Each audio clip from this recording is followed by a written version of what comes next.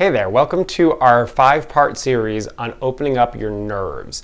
That might sound like kind of a weird statement, but nerves actually stretch just like muscles do.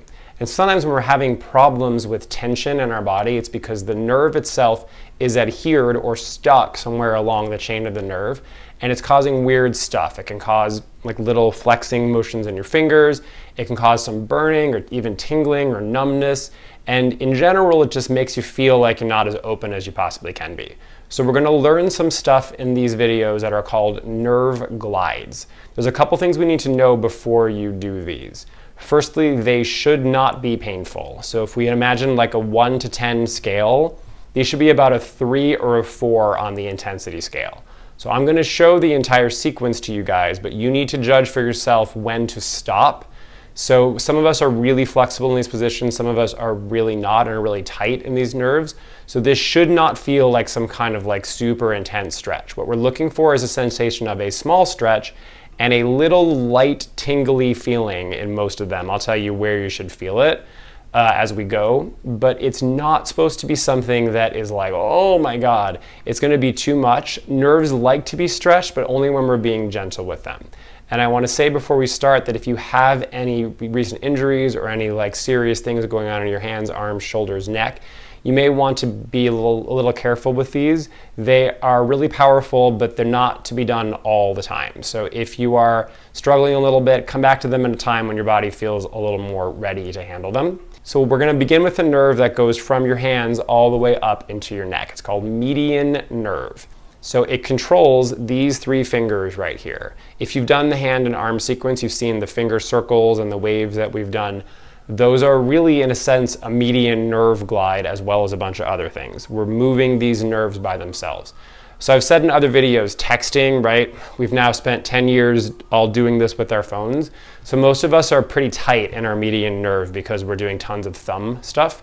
So this is a stretch for that nerve. So what I'd like you to do before you do this at home is either sing a phrase of music or check some range of motion. You can do like a forward bend, or you can do like a shoulder up like this, or you can do this way. You can do a rotation, taking your hands together and turning your body. Something that you can judge how flexible you feel, because there can be a pretty big change after you do these nerve glides. So to figure out for you at home, like which are the good ones for you, you need to assess it since I'm not there with you. So I want you to pick something, preferably do a range of motion thing and also a sung phrase. A double confirmation like that's really cool because then you know that it's actually working for you. And if you're super flexible, if you're a dancer or someone who has no flexibility issues, you can use strength. So you can do like a plank hold, you could do a static squat, you could do a push-up position, something that feels challenging for you, that feels like a good test of how strong you feel. And you want to do it before you do the nerve glide and after to figure out, did this improve my performance? Was it something that my body seemed to like? So go ahead and try that, whatever you're going to do right now. Pause the video and do that. And we're back. So now we're going to do a little bit of a median nerve glide. Here is how this goes. We're going to start by taking our arm down by our side like this. You're going to stretch your fingers as wide as you can like that. And you're going to lock your elbow. So you want your elbow to be totally straight, your fingers to be flexed back like that. Once you've done that, you're going to also depress your shoulder blade. That may be plenty for you. What you should start to feel is a little bit of a stretch through this part of your hand and maybe a little light tingly feeling right there. If you're feeling that already there, awesome, just stop and hang for a sec. If you need more, you start to turn your arm out like this, and you can take it away from the body, and then you can redepress your shoulder blade, and you can turn your head away from it a little bit. The most important part of these is the shoulder blade down. That's what's really going to do the job for you. Once you're in whatever position you're in, you're going to make a circle from this joint right here. And go the other way. And shake it out. Retest whatever you're going to do. And we're back. So now we're going to try the other side. So we started with, again, fingers stretched and then wrist extended. We're going to lock our elbow. We're also going to depress our shoulder blade. Once we've done all that, if that's good for you, that's good. But if you need more, you start to externally rotate your hand. Good.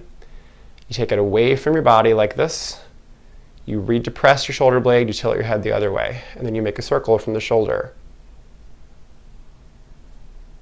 And other way. Looking to feel a light tingly feeling in the hands and a stretch but no pain. And shake it out. And try that side. Sometimes there's one side that really needs more of the work. We're basically one big nerve. All nerves in the body are connected, but certain places are stuck depending on how we've used our body. So when you unstick that, it can really be the key. So that's the median nerve. And the next one we'll deal with the pinky side of our hands.